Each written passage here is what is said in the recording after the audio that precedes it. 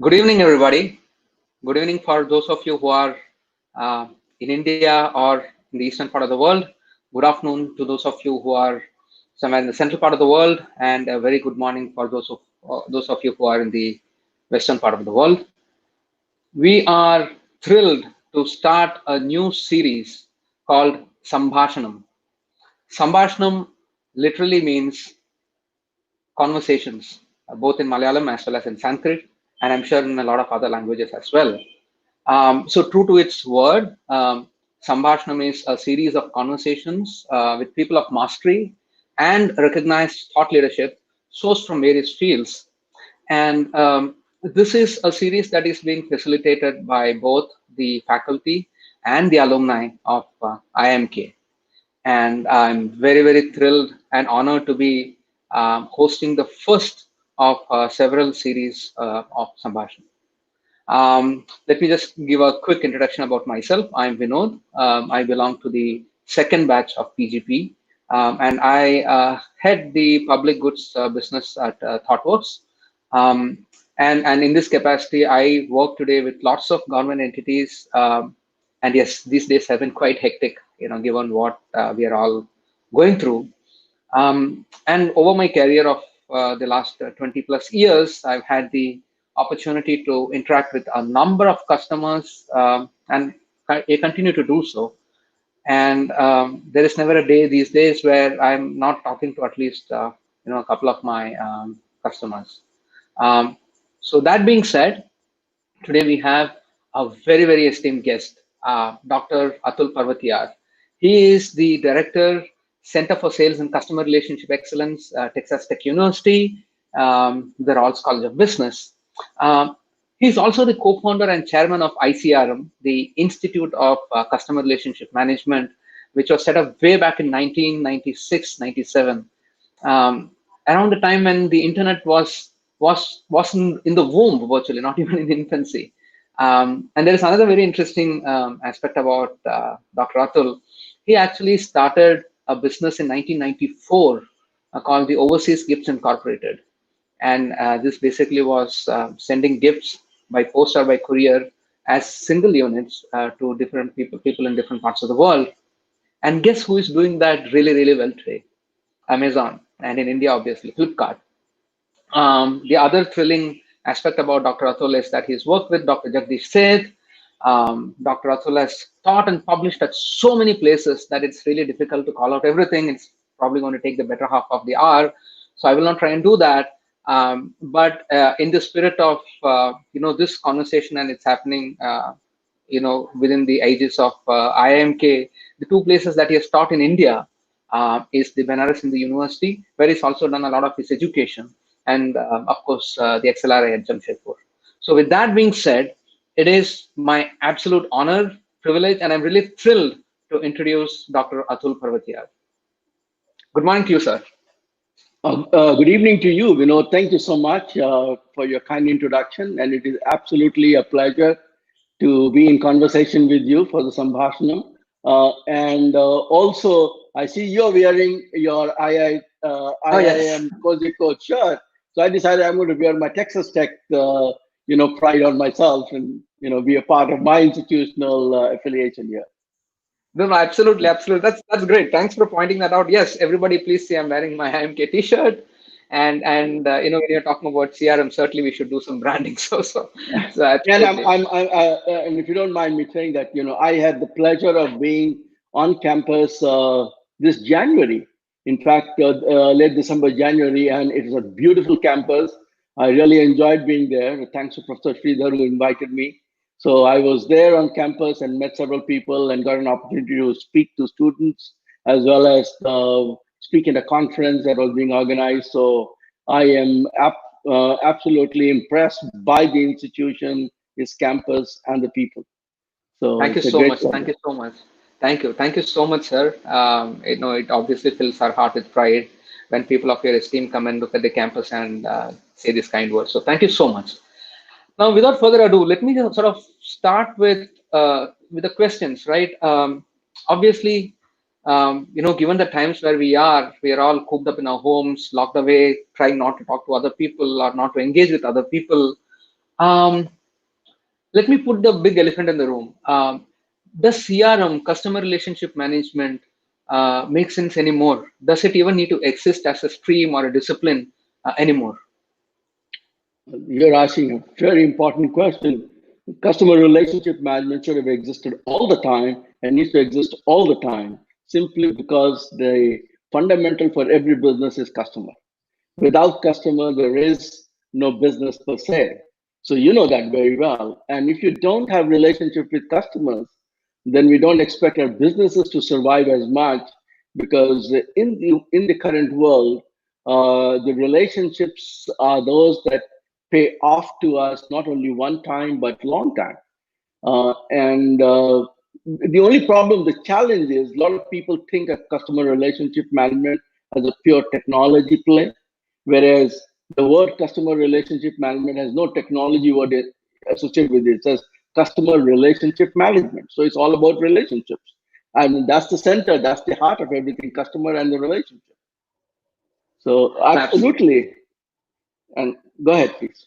Yeah, no, yeah, that's very well put. In fact, that's something that I am also encountering when I am over the last couple of months. It's sort of come to me very obviously and very viscerally, that customers are people, you know, and we're all going through similar situations. As somebody very put very nicely, we are all in the same storm, perhaps in different boats, but still in the same storm. And there seems to be a lot of conversations that we are having that's got nothing to do with the business that we are doing with each other, but just knowing what the other person is going through. In fact, given that I work with a lot of government entities, um, I actually had. I was actually shocked. I was talking to somebody in the Bombay Municipal Corporation, and he's been someone to whom I've been speaking to for a long time. And one day I called, and then he was coughing. I said, "Hey, what happened? I hope you're fine." He said, "I'm fine now. I had COVID, and I've come out of it, and given that he had to be out there taking care of people, he said it was an eventuality that he had to get through it, get it." And I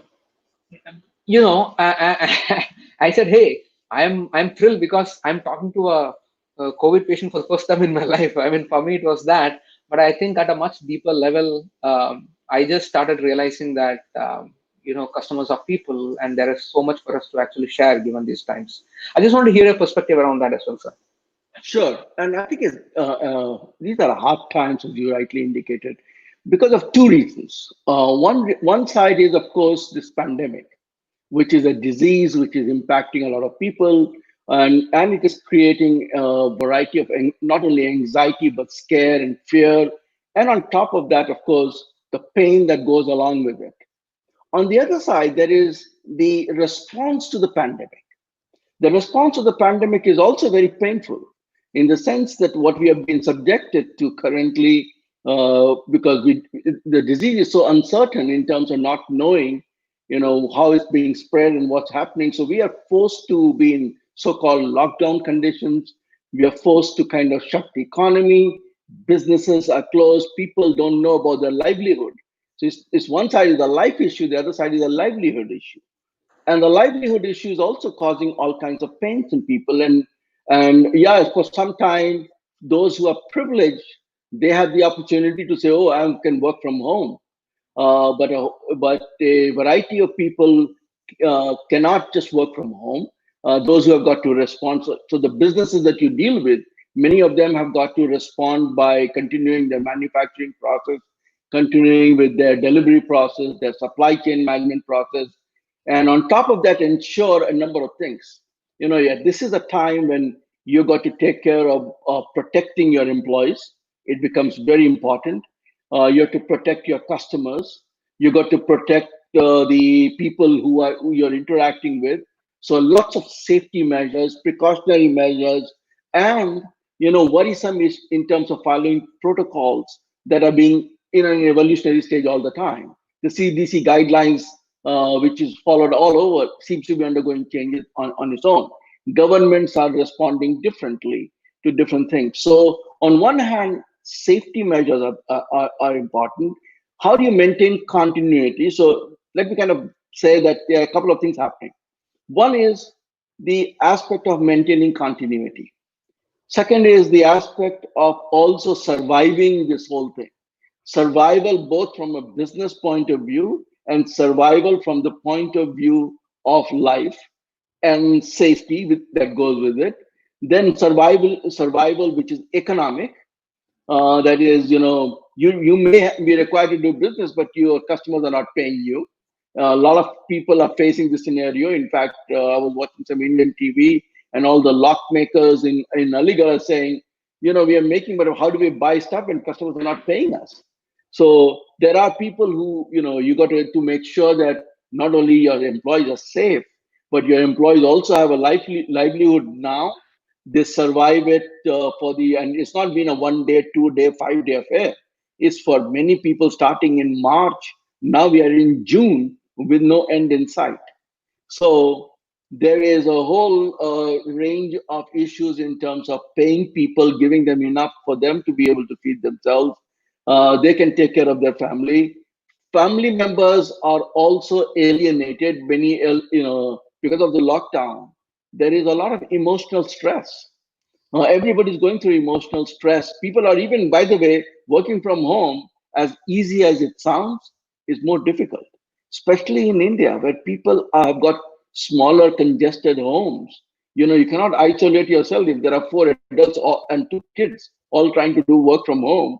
There's not enough space. You may have 1 computer. How do you get 5 computers? Think about it.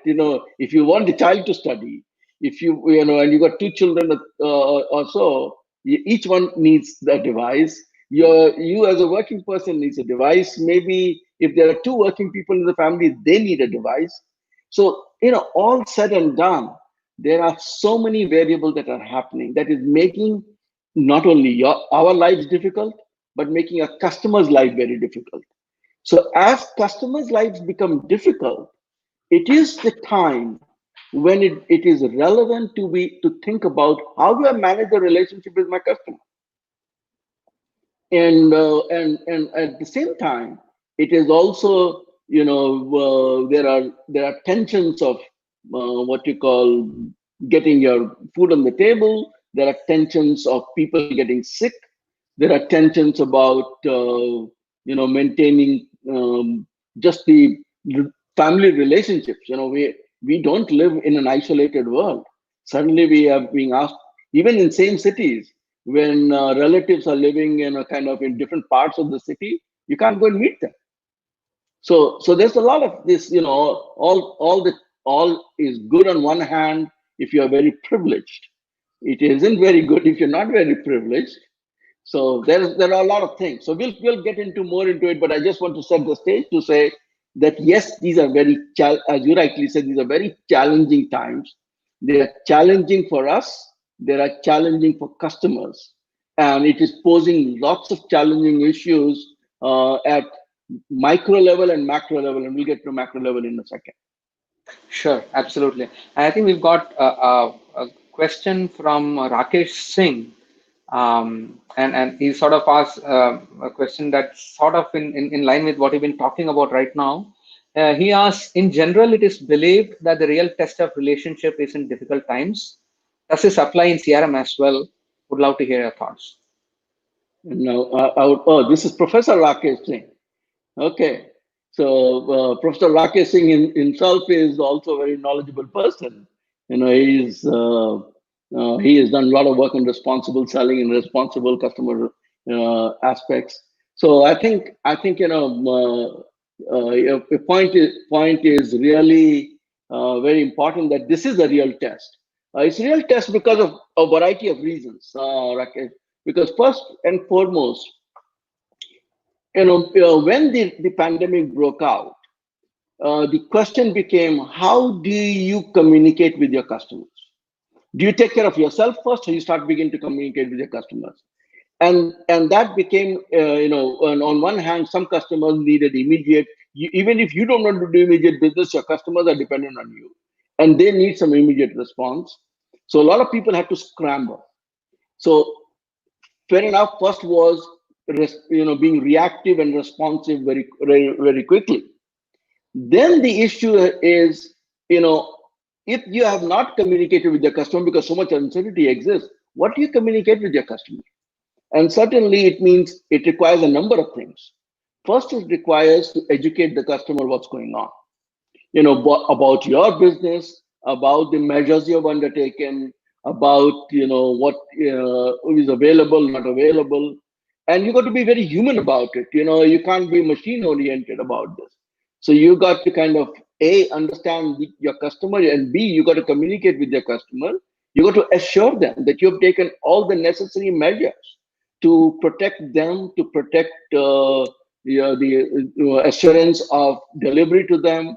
If they're in midst of installation, then things are going to happen. You have to kind of assure them that you've still got the capabilities, you still got the employees, you still have the resources in place. So there is a whole bunch of communication that is needed, and it's very difficult during when somebody is faced with the challenge. Take care of yourself. You take care of yourself. You take care of your customer, both at the same time. Simultaneously, take care of employees, and it's a very challenging affair. So that's one. Second is, how do you know what the customer is facing? And this is the most difficult thing to know. One, you can go about telling your customer, well, fine, I'm taking all these measures. But how do you really find out if you have large numbers of customers? Key accounts, you can probably call them, you can have Zoom calls, you can do all kinds of things. But there are a whole bunch of customers, you don't know whether they are sick, you don't know whether the business exists, you don't know where their economic situation has flipped all over. Will they survive as a customer? Will their business, have they pivoted already? Because a lot of companies pivoted from making product X into making PPE, the personal protection equipment. So companies are undergoing changes.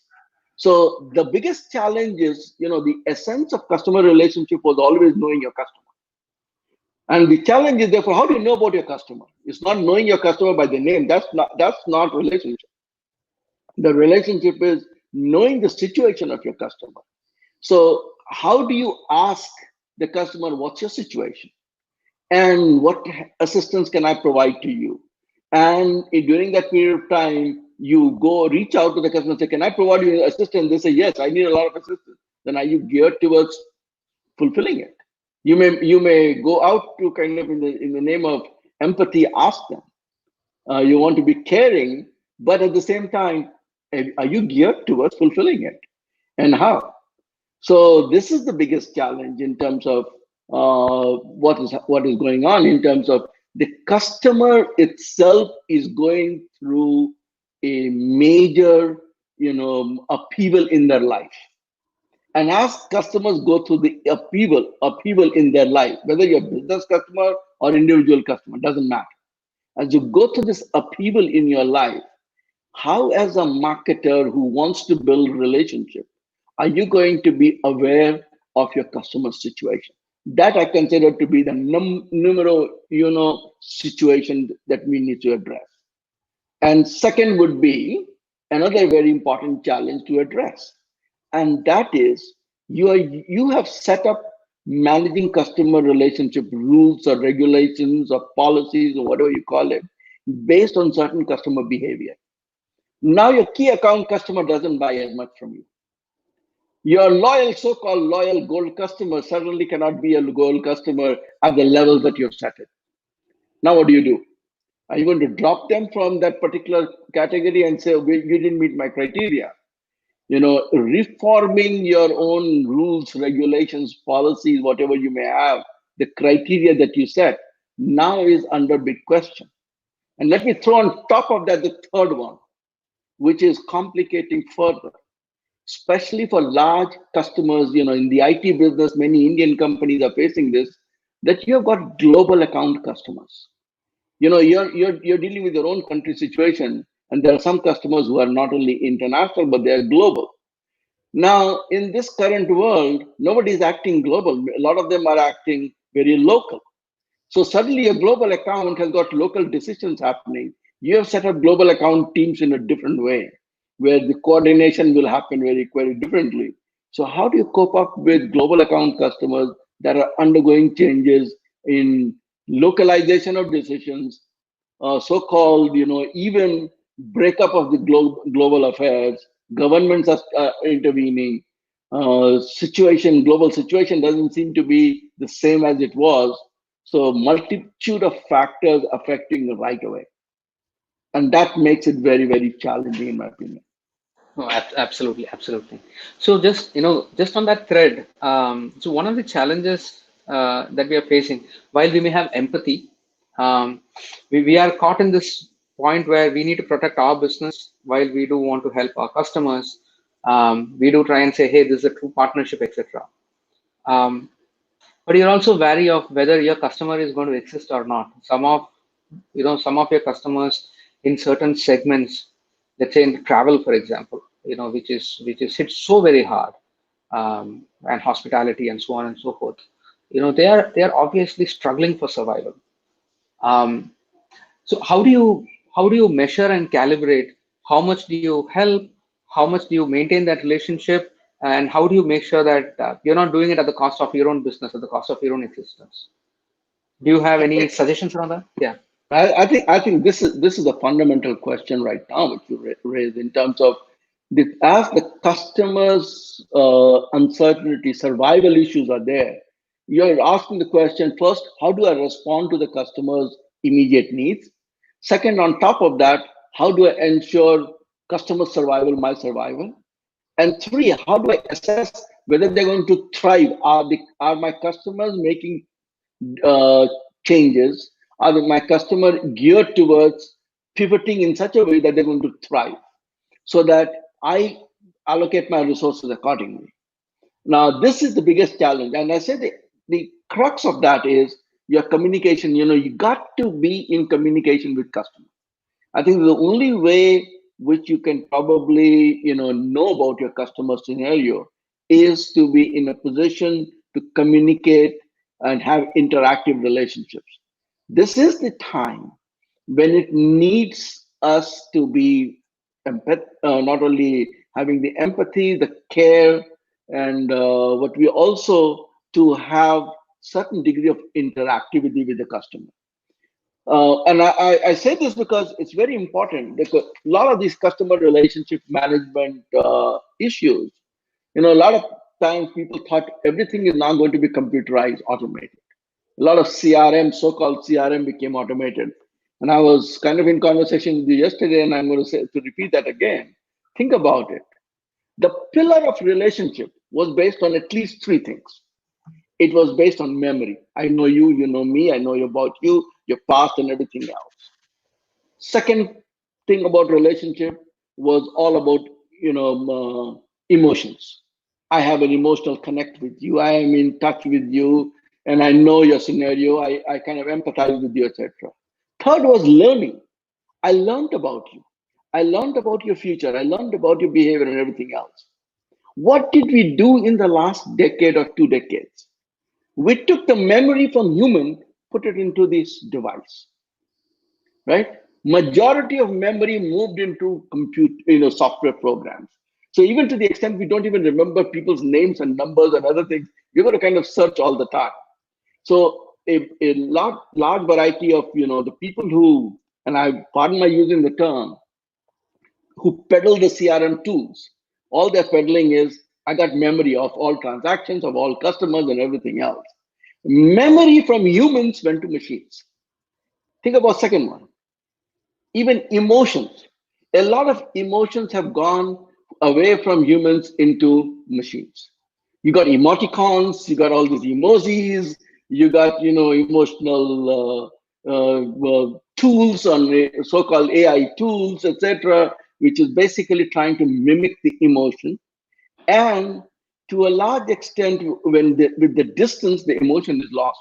We think we're going to use all these remote communication. So emotions, have been also put into machines, but a lot of taken away from human beings. A And lot and of I must yeah, on the emoticons part especially, I can tell you that most of the people, when they put those emoticons, they don't really mean it. They're just being very absolutely, artificial about it. So and they're not and, genuine at and all. Yeah. The challenge with that one again is all the customer contact people. In fact, right now, with the people who are in the customer contact people being made to work from home, so now the supervisor is not there, and we have been told, oh, empathize with the customer. Now they're over empathetic with the customer. So some of them are over empathetic with the customer, and companies have no control over it. So you're facing another situation. And think about the third one, learning. That was the essence of all our relationships. We learned about people. In a personal relationship between the two spouses, for example, how do relationships really evolve? It's through learning process. You don't come in, walk in the relationship, and overnight okay, everything is going to be blissful and everything is going to work well. It's a constant adjustment, learning, even with your children, with everybody else. So now we have taken the learning and put it into machine learning. Think about it. So human emotional part have all gone into machines. This pandemic is a true test to some extent that as we put more and more of these relationships into machines, and suddenly something happens, and the machines are not the one that will be able to tell us. Machines cannot tell us whether my customer is going to survive or not going to survive. Okay. Absolutely. So here No, is your absolutely. biggest challenge. Yeah, no, absolutely. I think what you said really strikes at the core of things, right? I mean, machines are good at many things, but machines don't have feelings, sentiments, consciousness. They don't feel hunger. They don't feel fear, and that's what our customers are feeling today. And Yes, and and think and add to that, very simple. Even if there's human to human, we are saying put on the mask. A lot of our communication was always body language. We feel the emotions of people. Now, when you put on a mask, you don't even know what's going on. Somebody is smirking behind the mask, or face, our face, and yeah, many. So we abs- are up for tough challenges right now. But I do want to take that issue that you mentioned. That okay, so how do companies have to respond? All these are challenges. How should companies respond? And one of the most important things I would say is bring the human back into the relationship. Okay, the most important thing is bring in the human aspect, bring in the basics back again there. You need to have the human, which means you need to have empathy, you need to have the care, you need to be able to think and see what the customer is going through and recalibrate yourself, as you use the term. You need to recalibrate your response. Second important thing I think is, you do need to do what is communication properly. Connection with the customer requires communication, and it needs very thoughtful communication. And a good companies will create, and in my opinion right now, a probably task teams. You need a proper task team in order to think through the customer relationship related issues, so that this uh, empowered group of people are at least resource teams in the organizations, who are able to kind of guide the rest of the organization to say that, look, in this time, here are some things we need to do in order to communicate with and do things. It calls for some revolutionization also. You're going to revolutionize a portion of your activity by rethinking how you are going to interact with the customer. Yes, on one hand, more and more people have the ability to get the time from the customer on an online basis because you can't travel anymore. But then those salespeople, those customer relationship people who built their life going and meeting with customers, interacting with them, now have to suddenly rechanged, because you met the customer, you do everything else, you cannot travel, there is a restriction on travel, you and sometimes customers expect you to come there and do some things, true. which you're not, you're going to manage that. And then tackling the things that are going to happen in the future. At the same time, you have to plan and say, okay, the biggest challenge is the leadership is all about planning for what's to come in the future. Okay. So, and if you don't plan in the present about the future, then you're going to be doomed. So during the time of crisis is when you plan for the future. And so it requires planning for the future. How do we so-called create the new everyday life? Currently, people are going through new everyday life. The people like to call it new normal. I wouldn't like to call it new normal. I say, what's the new everyday life going to look like? At least in the short term, the near term a little bit more, middle term, and then the long term. Is it going to fundamentally shift the people in certain directions? For example, is it fundamentally going to make people more digital? I'm not so sure about it, but certainly that would be one of the challenges. Is it going to shift people more digital, especially people who are old age, who are the ones who have got put into more restrictions? So people going to banks, doing banking activity, people shopping, people dealing, communicating with their teams. How do you supervise teams on the basis of on a distance? So a lot of things have to be planned for that. And long-term survival needs rethinking, even for the government, by the way, because governments are on the citizen relationship management. I think all the principles of customer relationship management apply to citizen relationship management. In fact, that they have to utilize the data that is available with them for creating better insights in terms of understanding the customer or the citizens.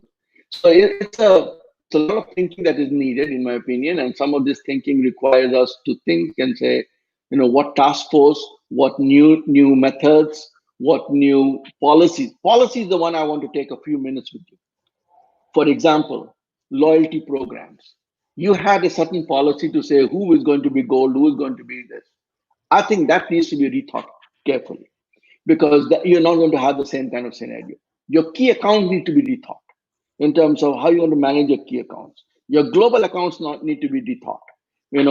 From all the way from criteria to policies to what you expect your global account teams to do. To what you expect your global account customers to do and how do you respond to that. A lot of it has got to be rethought, and also in terms of as I said, individualized customer.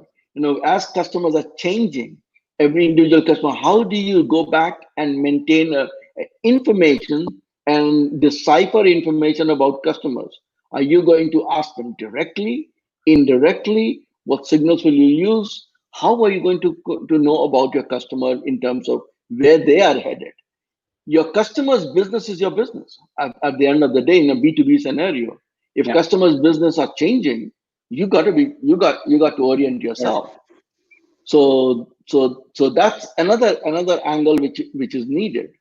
So in my opinion, it calls for a major rethinking, a major what you call reshifting, and a major revolutionizing the way in which you manage the customer relationship.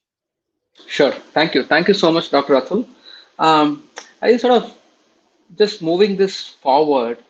Um, the fact is, while the pandemic is going on, we are also seeing certain other elements that are happening across the world. So, taking a macro view around this, right? So, starting with the movement around Black Lives Matter, to what's been happening on social media, to certain positions that large corporates are taking in terms of their relationship with social media, etc. So there's a lot happening that is not necessarily connected with the pandemic, but which also are fairly fundamental and foundational in terms of what's been happening in the way we do business, the way we live. Um, would you like to talk of how that is going to really revolutionize customer relationship management as we move forward? I think you bring about a very, very important point. There are so many global factors that are happening. On one hand, you have this discriminatory issues. People, whether you look in terms of a racial discrimination, the Black Lives Matter, and also in terms of the struggle that the governments are going through. On one hand, I don't want to kind of put any government under the mat, but say some governments have been using for good reasons or bad reasons, I don't know, brute force. And even in India, for example, the situation which went through for a certain number of people who were the so-called laborers trying to migrate laborers, etc., and a lot of brute force being applied. On one hand, so we have some systemic and long historical discrimination. And I'm not going to only put it into America having discrimination. You know very well, India is also a very largely discriminatory country. I know people will get excited about that when I say this, but we have got all kinds of discrimination in India. We have religious discrimination, we have got social discrimination, we have got caste discrimination, we have regional discrimination, we have upper class, lower class, haves and have-nots. So there's a lot of discrimination that has been in the society, and gender So being one of the big ones. on a lighter note, I just wanted to say, so I was having this conversation a while back with a colleague of mine where I was saying haves and have-nots. So he said, that's not the way it is. It's have-nots and have-lots. So, but Yeah, yeah, so, probably is very right that you got extremes. yeah. As you know that 1% of the people have wealth that is over 90%. So there's a huge what you call skewness on some directions. So and what's happening therefore is that it is high time that we begin to think about two things: diversity and inclusiveness. And that's also in the case of managing customers.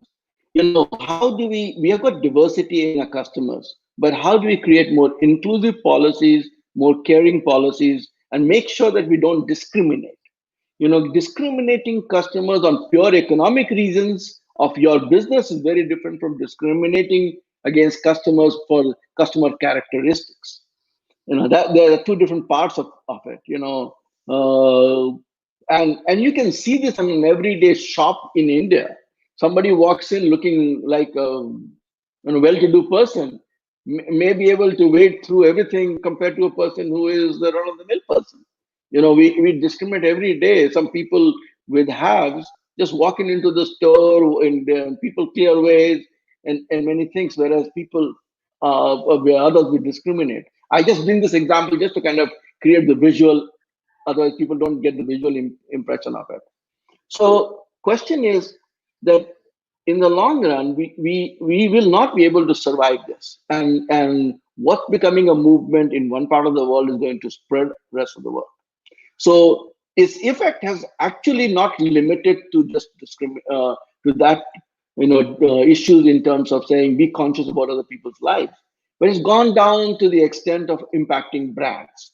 You saw what's happening in India with Hindustan Lever saying, okay, they're going to drop Fair and Lovely, right? Because this whole social media movement happening for good reasons or bad, movement happening where a lot of people said they should not be selling this product. And the brand, in my opinion, yes, for a company that is owning this brand, it is facing two scenarios or three scenarios. On one hand, up until now, they were trying to sell a product based on certain product feature benefits that they thought were appealing to people. Now, suddenly, that has come under social norm questions. The challenge is either do I withdraw the product or redefine what is fairness. To me, fairness is not only skin oriented. What fairness in dealing with people of various types? Fairness is much larger and broader in concept. Are we fair without any biases, without any prejudices? If I was a brand manager, I would be asking and putting the debate to say, should I reposition my brand not from a skin point of view, but from taking up the larger cause of fairness across the society and being lovely inside out rather than lovely from a skin point of view. But since the pressure is so high, Hindustan Lever is probably deciding, okay, let me get out of the line of fire, withdraw this product. Maybe I'm going to sell it as what they are selling already in, I believe, in Nigeria or Kenya as a skin complexion product. So better skin complexion. I'll just reposition it from that point of view. So that is happening one side, and then you're seeing what is happening is the same Unilever has decided, along with Coca-Cola Company and Verizon, to withdraw everything from social media in terms of advertising, at least for a short duration. Because the media by itself has now become two types of media. On one hand, you have the responsible official media, which could be manipulated by people in government, yes. But then you have the social media where it's all user-generated content.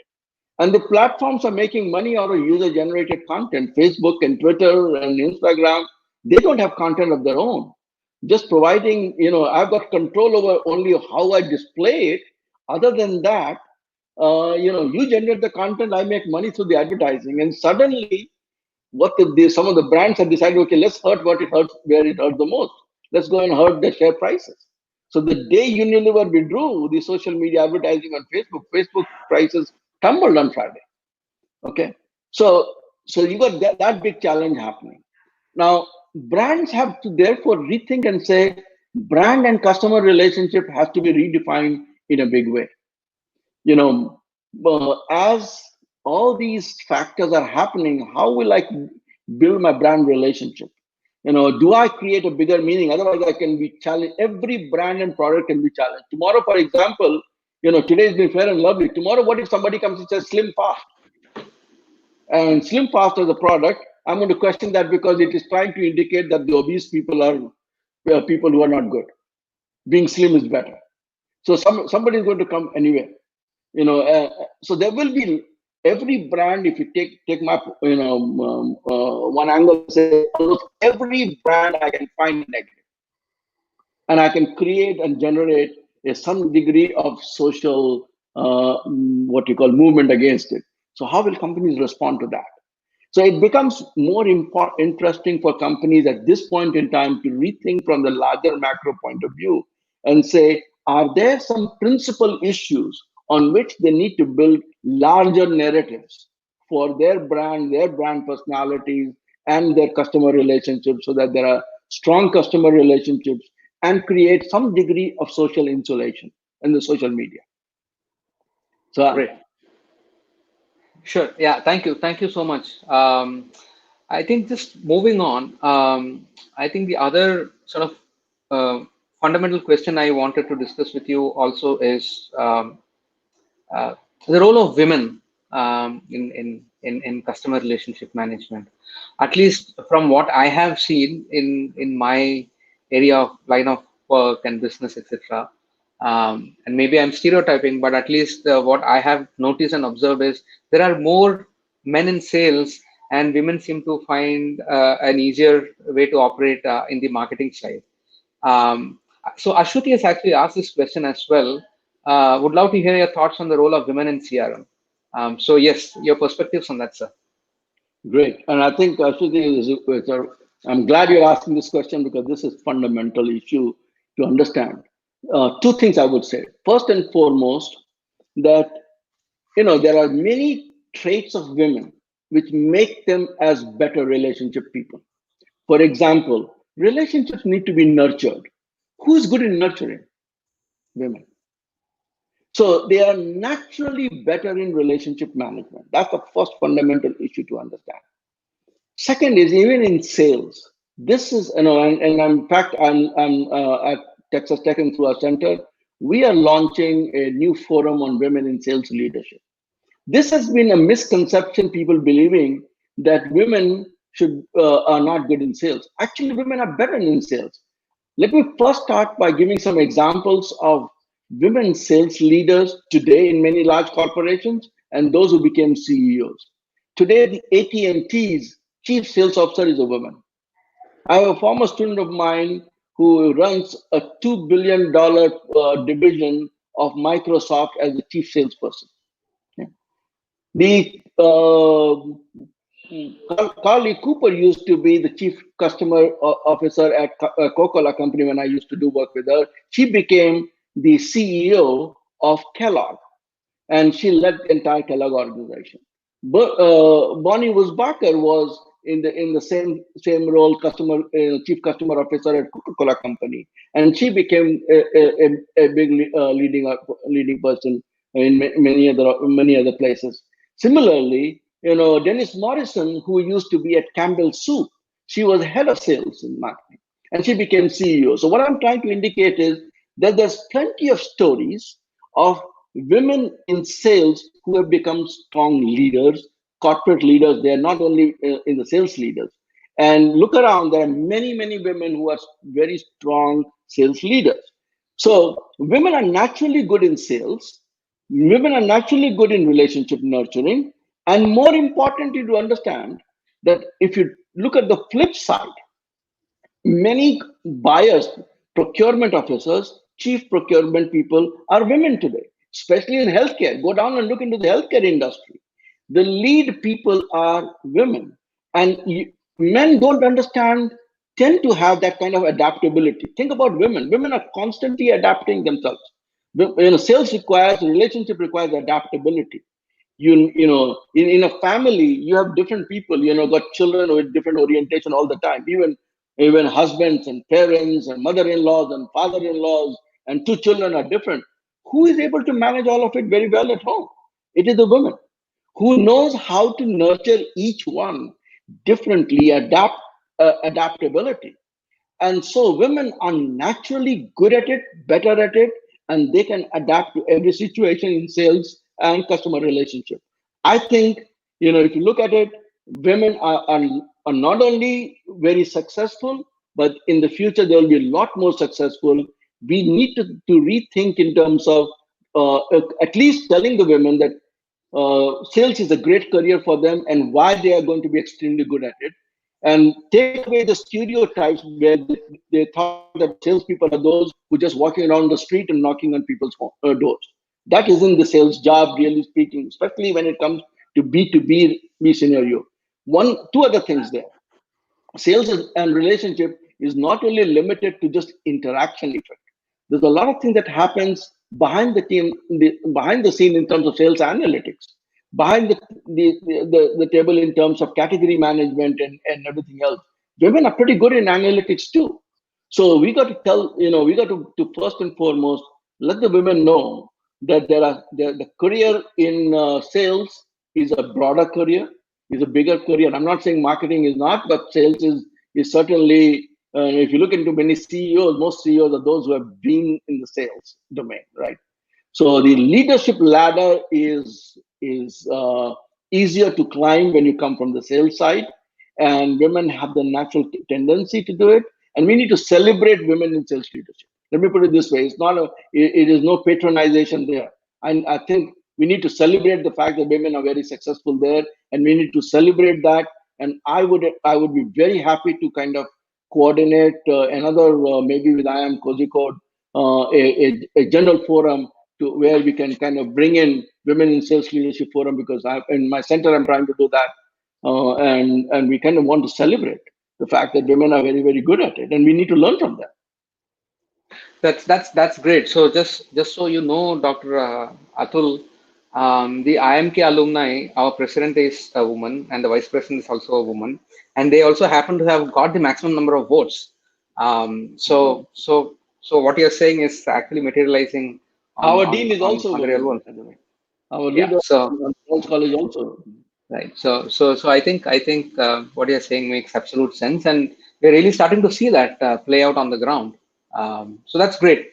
So as we start getting to the end of the session, there are a couple of questions that I can see that the audience have posed. So let me put that, and we'll move forward. So there is an interesting question from Jyoth Talreja. He's asking, how do you look at building stronger relationships through virtual communication?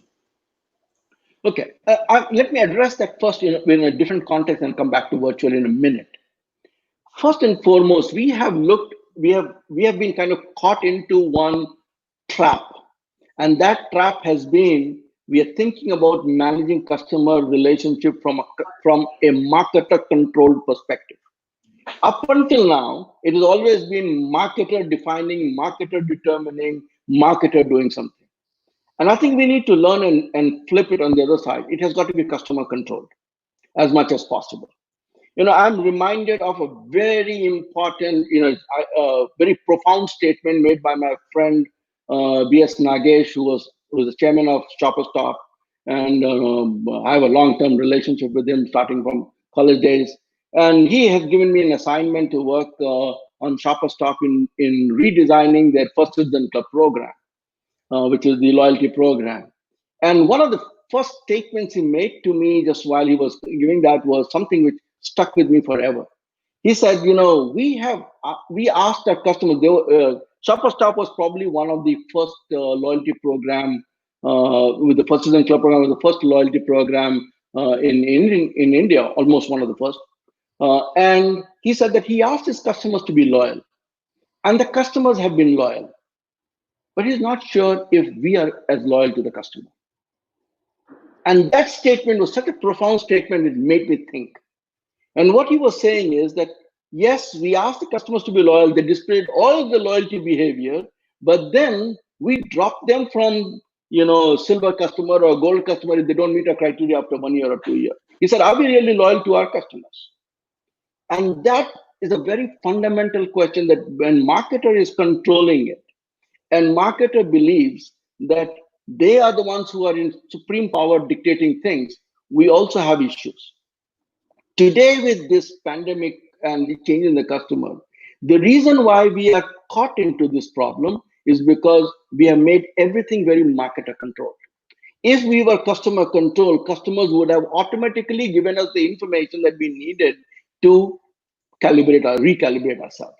So we need to think more and more about customer controlled relationships and marketer facilitated relationship rather than marketer controlled. And virtual is one of the tools. As per Joe's question, yes, in a virtual communication, customers will give you an opportunity with the right to say, okay, you can communicate with me virtually, which includes many things. Virtual communication is everything from emails to chats to telephones to Zoom calls, etc. But once you have a more customer controlled mindset, allowing customers to determine how they would like to communicate, things will become much easier. You got to respond to them rather than trying to think, okay, I'm going to do everything through so-called, my control methods and my communication. So I hope, Jyoti, I've answered your question regarding that. Stronger relationships are built, in my opinion, based on allowing the levers. And of course, marketers will have to have options built in to say, okay, here is my domain in which I'll give you the options. And we have to think about one other thing, which is also very important. A lot of time, the so-called customer relationship was always built in terms of what's in it for me as a marketer. So I'm going to put it for you. I'm going to give you almost a Pavlovian some benefits, such as I'll throw some biscuits at the customer and let the customer wag the tail. Okay, so so-called was all in very Pavlovian in my approach, and all of it is what is in it for me. But we are not thinking from a customer welfare point of view. We are not thinking from the point of view of where the customer is headed, not only for their own life, the customer's consciousness of the environment, and customer's consciousness about what's going on in the society. You raise the bigger issues, to what extent my customer is conscious of what is going on discrimination and other things. So we are not thinking in terms of, are we geared towards managing customers with different orientations in a different way? So that's the rethinking needed. Yeah. And this actually takes me back to a conversation I had with a colleague who put it very succinctly. He said, it's a difference between selling a mortgage and helping build a home. Very well said. Yeah, and there are different themes that we use, at least in where I come from in consulting and IT consulting. We call it service design, or we call it customer journey. Understand, what is the journey that the customer is going through, sort of build your product or your service according to that journey. And when you do that, you start understanding each other intimately. And ultimately, I think you didn't use a word, but essentially we're alluding to the point of trust in all of this. And being able to have open conversations and then talk about each other's constraints and situations. And I don't think that really happens much I mean, it could still happen in the virtual world, but if we don't know each other well, it becomes difficult for us to have these conversations on camera. And I don't know how we'll be able to, make that happen in today's world. No, you're right. Absolutely. The essence of most relationships are also based on trust. It's also based on mutual commitment. It's not a one-way commitment. It's a Right. mutual commitment. You're asking the customer to make a commitment, and what is your commitment to the customer? Uh, Trust is mutual. Commitment is mutual. And we need to think in terms of, I do not like even the term loyalty, because to me loyalty connotes that somebody is going to, Somebody is higher whatever and you lower. do, Yeah. yeah, Yeah. lower. I don't like the term loyalty per se, because I only expect my dog to be loyal and nobody else to be loyal. Actually, I rather prefer mutual commitment, a lot more than that. And that mutual commitment is an essential part. What commitments you're making and what commitments you're asking the customer to make. And to make commitments, you need to understand each other. So it's not about anything else but to understand each other, not a one-way understanding. I know about all your customer behavior, you have, but you don't know what's going on in my mind. That doesn't really work very well. And there are many things to avoid. Let me not miss this very important point, that at this time of pandemic is a time when the true self of an organization is known with how you're going to communicate with your customer. If the customer is calling you for certain help, and this is not the time to say, I don't care, just I want you to, if you're demanding mortgage payment, this is the time when you can break relationships very fast. Some of your best customers relationship can be broken in just a snapshot, because you did not understand the customers, what tensions they're going through. And I will guarantee you, for many companies this would be the test, just because their frontline people did not communicate with care, with empathy with their customer, and customers are going to walk away. Absolutely. So we are getting into the last few minutes of the segment, and I think there's a great question, and I think this is probably a great way to end this session. Mubarak Ali has asked, "What's something you've learned during this crisis you would have never expected?" uh, the biggest thing I learned during this period of time is that of people's resilience. People are a lot more resilient than what I thought they would be. Despite all the constraints, despite all the challenges, despite so many things happening, people are quite resilient. People are revolting, yes, but people haven't revolted. So if you think about it, the extent of revolt isn't there, which means people are quite resilient. And that resilience is on which we need to kind of, organizations must think about it carefully, that as people are more resilient, they need to actually build that as part of their capabilities, and they need to nurture that further, and not kind of push it down somewhere else. So I think the biggest thing I learned was resilience of people despite all the constraints. But don't push them too hard, by the way. Sure, sure, sure. No, absolutely. Thank you, Dr. Atul. I think this was really, really great. I learned a lot, and as part of the preparation of this, I got to interact with you a few times, and I got really thrilled. So when I said I'm thrilled, I thought this would be one heck of a session, and it indeed was. I think we touched upon a range of topics. We went from micro to macro. We also tried to personalize what this means to each of us as people, apart from just professionals and individuals. And we really, really look forward to seeing you at some time when all this pandemic and the fear goes away. We really look to host you at the IIMK Institute as well. I'm sure you have good friends there as well. So whenever that happens, I look forward to seeing you in person. Thank Thank you you so very much much. once again. Thank you so much, Vinod, and thanks to all the audience there. I'm not able to see all of them, but would have loved to see and say hello to them personally. And thanks for having me in the conversation. I enjoyed it, and look forward to another opportunity. Sure. Thank you. Thank you.